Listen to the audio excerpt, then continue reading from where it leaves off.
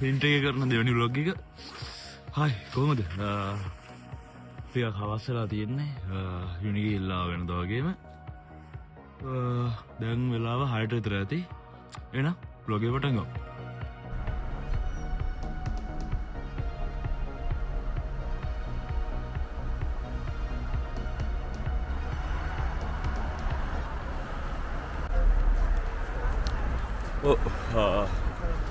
vlog එකේ මේ අද කතා කරන්න හිතුවේ පොඩි විශේෂ මාතෘකාවක් ගැන. මේ මම මේ කඩේ යන ගමන් ඉන්නේ.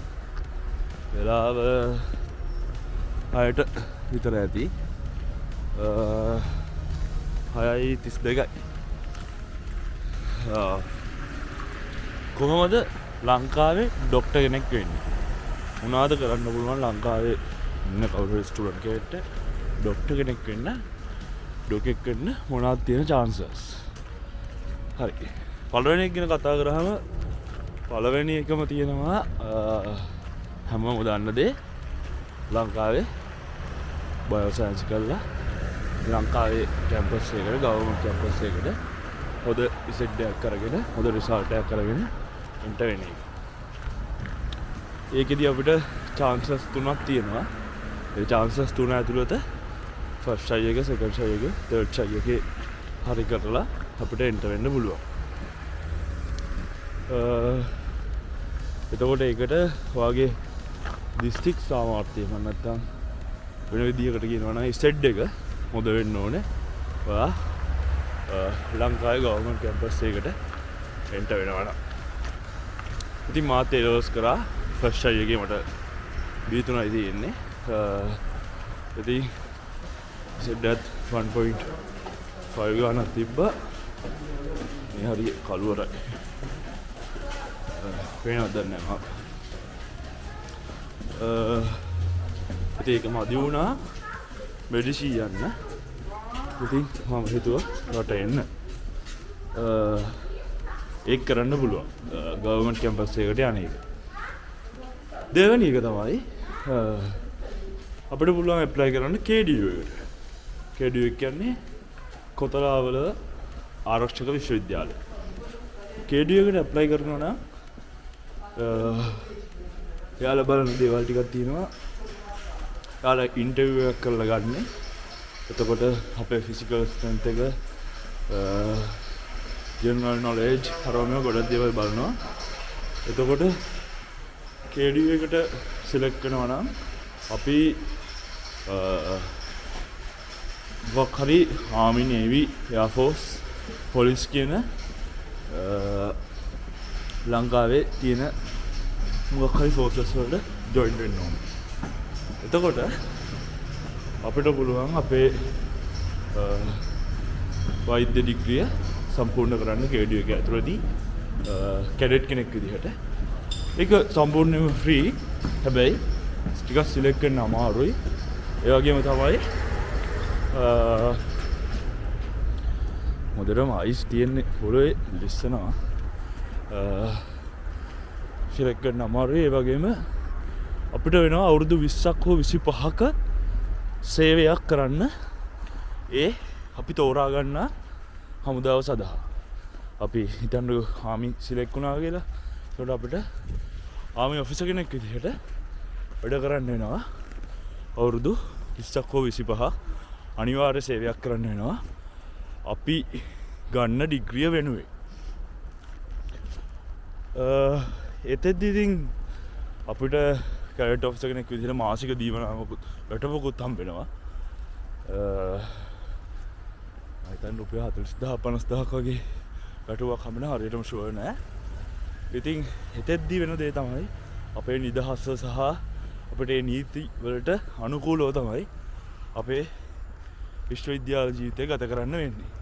ඉතින් ආමියකේ නේවි එකේ එයාර් ෆෝස් එකේ පොලිස් වල තියෙන නීතිම ඊතර තියෙනවා ඊටත් වඩා වැඩි. ඒක හොඳ අවස්ථාවක් අර ඒ වෘත්තීන්ට යන්න ආසාවෙන් ඉන්න කෙනෙක්ට කරන්න පුළුවන්. තුන්වෙනි සහ වැදගත්ම දේ තමයි අපිට ගන්න පුළුවන් විදේශීය ශිෂ්‍යත්වයක්. විදේශීය ශිෂ්‍යත්වයක් ගන්න පුළුවන් ඒ විදේශීය ශිෂ්‍යත්ව කට්ටිය වැඩිය දන්නේ නැහැ. විදේශීය ශිෂ්‍යත්වයක් ගන්න අවස්ථාව තියෙනවා.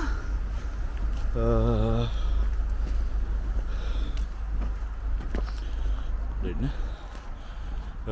විදේශීය ශිෂ්‍යත්වයක් ගන්න පුළුවන්. අපිට ඒක අපේ මොකක් හරි විදේශ සේවා හරි මොකක් හරි අමාත්‍යංශයක තියෙන වෙබ්සයිට් එක විදේශ සේවා වෙන්න ඕනේ. ඒ අමාත්‍යංශයේ තියෙන වෙබ්සයිට් එකේ දාලා තියෙනවා මේ ලංකාවේ කොච්චර ප්‍රමාණයක් එහෙම ශිෂ්‍යත්ව දෙනවද, මොනවද දෙන ශිෂ්‍යත්ව සහ එයාලා දෙන කැටගරිස් මොනවද කියලා. සමහර වෙලාවට ගොඩක් වෙලාවට මෙඩිසින් කියන එකක් දෙනවා. ගොඩක් අපිට ශිෂ්‍යත්ව හම්බෙන්නේ රුසියාවේ. කියන්නේ මම ඉන්නවා වගේ රුසියාවේ. ඒ රුසියානු ශිෂ්‍යත්ව අරගෙන තමන්ගේ වෛද්‍ය ඩිග්‍රිය කම්ප්ලීට් කරපු කට්ටිය මාත් දන්නවා. අපේ ඉස්කෝලවලත් එහෙම අයියලා ඉදලා තියෙනවා.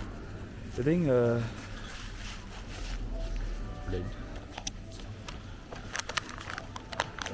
එහෙම කම්ප්ලීට් කරන්න පුළුවන්.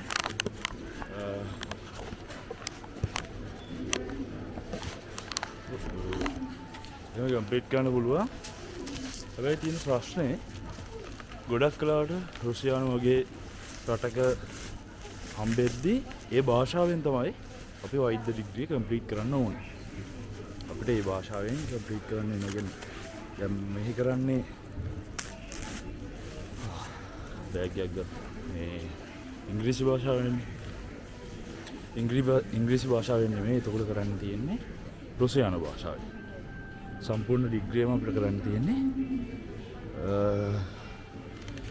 රුසියානු භාෂාවෙන් තමයි එතකොට මේ ඩිග්‍රිය කරන්න තියෙන්නේ. සමහර වෙලාවට ඒවා ෆුල් ස්කෝලර්ෂිප් එකක් කරන්න පුළුවන්, හාෆ් ස්කෝලර්ෂිප් එකක් කරන්න පුළුවන්. එතකොට සමහර වෙලාවට ඒ ගන්න ස්කෝලර්ෂිප් එක අනුව අපිට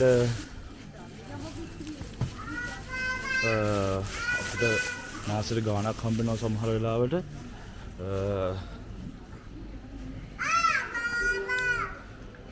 කොහොමද බෝතල් ටික? ඒක දිනෝ බ්ලූ ලේබල් එකත්. පියා තන්නේ ගාන. බ්ලූ ලේබල් එක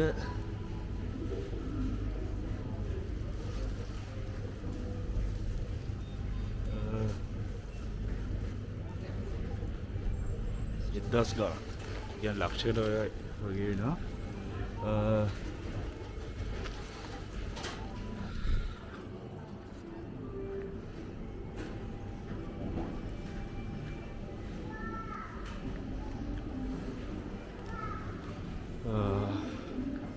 එහෙම රුසියානු මම දැන් ළඟදී දැක්කා යාළුවෙක්ට හම්බෙලා තියෙනවා බංග්ලාදේශය වගේ එක එක රටවල් වලින් අපිට ඒ භාෂාවෙන් කරන්න හරි එයාලගේ යම් කිසි නීති වලට යටත් වෙලා අපිට ඒ ඩිග්‍රී කරන්න පුළුවන්. ඒක තමයි තුන්වෙනි ක්‍රමය. ඉතින් ඒක පිළිබඳව ගොඩක් අය දැනුවත් නැහැ. අර කිව්ව වෙබ්සයිට් එහෙම නැත්නම් ලංකාවේ තියෙනවා රොයල් එක හරියමයි තියෙන්නේ කල්චරල් සෙන්ටර් කියලා එකක්. ඒ කල්චරල් සෙන්ටර් කියන එකේ රෂියන් කල්චරල් සෙන්ටර් අන්න ඊතර රුසියානු වෛද්‍ය උපාධි ශිෂ්‍යත්ව විදිහට ලබා දෙනවා. ඒකෙනුත් අපිට වෛද්‍ය උපාධියක් ගන්න පුළුවන්. අවුරුදු 5කට 6කට ගොඩක් වෙලාවට අවුරුදු 6කට වඩා වැඩි කාලයක් ඒ උපාධිය තියෙනවා. සමහර වෙලාවට රුසියානු භාෂාව ඉගෙන ගන්න තව අවුරුද්දක් වෙන් කළා අවුරුදු 7ක් දක්වා කාලය දීර්ඝ වෙන්න පුළුවන්. ඒ වගේ ශිෂ්‍යත්වය ලබා ගන්න පුළුවන්. එතෙද්දි ප්‍රශ්නයක් තියෙනවා. සමහර විශ්වවිද්‍යාල අපේ වෛද්‍ය සභාව විසින් අනුමත කරලා නැහැ. කියන්නේ SLMC එකේ අප්‍රූවල් එක නැහැ. එතකොට අපි මේ විශ්වවිද්‍යාලවල කරන ඩිග්‍රියේ ලංකාවට එීමට බෑ අපිට. ඒක එතකොට ඒ ඩිග්‍රිය කරලා ලංකාවට එන්න බෑ. අපිට පුළුවන් වෙන්නේ මේ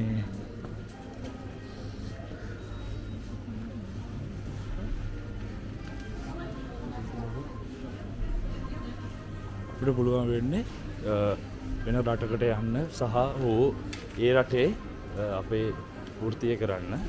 ඉතින් ඒක ලංකාවට එන්න කෙනෙක්ට සමහර වෙලාවට ඒ අප්‍රූවල් එක තිබ්බ නැත්තම් ඊතර ප්‍රශ්නයක් වෙනවා. තුන්වෙනි ක්‍රමය, හතරවෙනි ක්‍රමය තමයි අපිට පුළුවන් මම වගේ සල්ලි ගෙවලා වෙන විදේශ විශ්වවිද්‍යාලයක උපාධිය සම්පූර්ණ කරන්න. එතකොට අපිට වෙනවා සල්ලි ගෙවලා වෙන රටක SLMC අප්‍රූවල් තියෙන තැනක තමන්ගේ ඩිග්‍රිය සම්පූර්ණ කරන්න පුළුවන්. ඉතින් ප්‍රධාන වශයෙන් ඔය අවස්ථා හතර තමයි ලංකාවේ කෙනෙක්ට තියෙන්නේ. හැබැයි මෑත කාලීනව KDU එකේ සල්ලි ගෙවලා උපාධිය සම්පූර්ණ කරන්න අවස්ථාවක් තියෙනවා කියලා දැනගන්න හම්බුණා. හැබැයි ඒක ගැන හරියටම ස්ථිරව කියන්න විදිහක් දන්නේ නැහැ. ඕක දේශපාලනික කාර්යයන් එන ආණ්ඩුවත් එක්ක ඒ දේවල් එක්ක වෙනස් වෙන්න පුළුවන්. ඉතින් ඒක හරියටම කියන්න දන්නේ නැහැ. හැබැයි හරියටම කියන්න පුළුවන් දේවල් තමයි අපිට පුළුවන් වෙන රටකට ඇවිල්ලා සල්ලි ගෙවලා තමන්ගේ ඩිග්‍රිය සම්පූර්ණ කරන්නත් හතරවෙනි ක්‍රමයේ විදිහට. මේ තියෙන්නේ රෂියන් වොඩ්කා. ලෝකෙන් ප්‍රසිද්ධයි තියෙන රෂියන් වොඩ්කා කිව්වහම මම ඉන්නේ පොඩි ෆුඩ් සිටි වගේ තැනක සුපර් මාකට් එකක. ඉතින් මේක මේ වගේ තැන්වල ඕන තරම් මේ විස්කි වොඩ්කා වගේ දේවල් එළියේ තියලා තියෙනවා. ඒ කියන්නේ නෝමලි ගන්න පුළුවන් බාර් එකකට යන්න ඕනේ නැහැ. ලංකාවේ වගේ. එහෙම ඉදහසක් තියෙනවා මේ. තානත් සාමාන්‍යයෙන් අඩුයි ලංකාවට වඩා.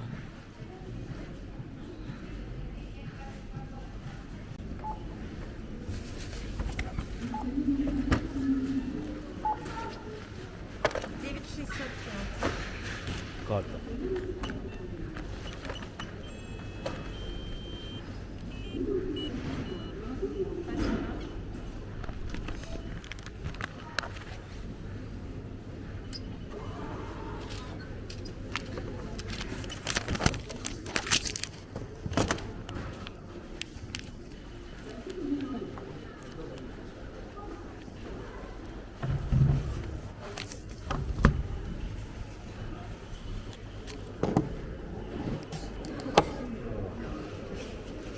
බෑග් එකක් දාන් ඉන්නේ මේ සාමාන්‍ය බෑග් වලට සල්ලි ගන්නවා.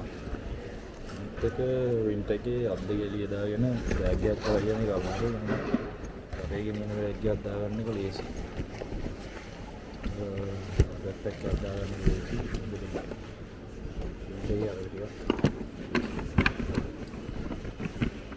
ඒ බෑග් වලට සල්ලි ගන්නකොට අපි ලංකාවේ තනවා කියලා ආරම්භ කරනවා.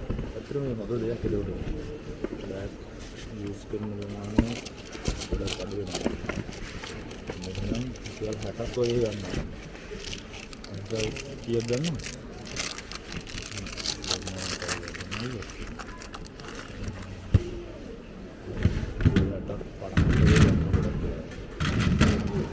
අපේ කොලින් ඉතිහාසමයි කොප්ප වල. අපේ කොපියලා අපේ කීයකට සමානයි. දැන් වින්ටර් කාර් ටික ටික දුර වෙගෙන යනවා. අතට හොඳ දෙයක් ඒක.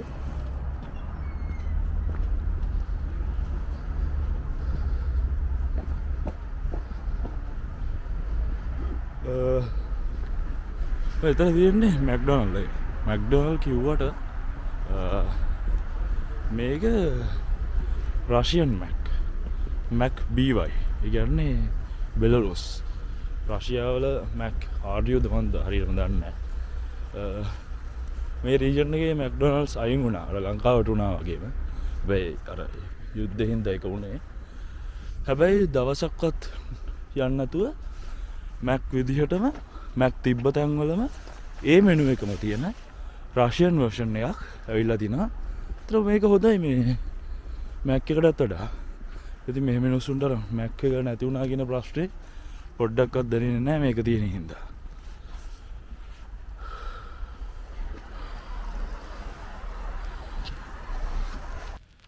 ඉතින් ඔය ක්‍රම 4 තමයි ලංකාව ඇතුලේ මම දන්න විදිහට ડોක්ටර් කෙනෙක් වෙන්න තියෙන ක්‍රම 4. ඉතින් ගෙදර ආවා. ආය දවසක මේ වගේ වීඩියෝ එකකින්